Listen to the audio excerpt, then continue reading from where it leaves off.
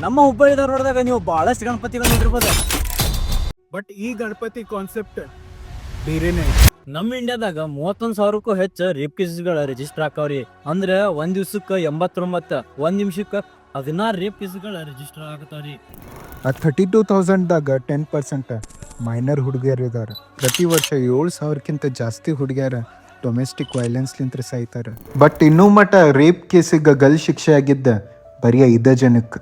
ಎಷ್ಟು ಕ್ರೂವಲ್ ಕೇಸಸ್ ಆಗ್ಯಾವ ಅಂದ್ರೆ ಹೆಣ್ಮಕ್ಳ ಬಾಡಿ ಚೂರ್ ಮಾಡಿ ಟ್ಯಾಂಕ್, ತ್ರಿಜೋರಿ ಮತ್ತು ಫ್ರಿಜ್ದಾಗೂ ಇಟ್ಟಿದ್ರು. ಈ ಒಂದು ಸೋಷಿಯಲ್ ಮೆಸೇಜ್ ನಾ ಜನರಿಗೆ ಕನ್ವೆ ಮಾಡೋದ್ರ ಸಂಬಂಧನ ವಿದ್ಯಾನಗರದಾಗ ಇರುವಂತ ಈ ಒಂದು ಗಣಪತಿನ ಪ್ರತಿಷ್ಠಾಪನೆ ಮಾಡ್ಯಾರ್ರಿ. ಪ್ರತಿ ವರ್ಷದಂತೆ ಈ ವರ್ಷವೂ ಕೂಡ 21ನೇ ವರ್ಷ ವಿದ್ಯಾನಗರ ಮಹಾರಾಜ ವಿದ್ಯಾನಗರದಲ್ಲಿ ಬಾಲಗಜಾನನ ಯುವಕ ಮಂಡಳಿಯವರು ಪ್ರತಿಷ್ಠಾಪನೆ ಮಾಡ್ಯವ್ರಿ. ಪ್ರತಿ ವರ್ಷವೂ ನಾವು ಒಂದು ಸೋಷಲ್ ಮೆಸೇಜ್ ಕೊಡ್ತಾ ಬಂದಿದ್ದೇವೆ.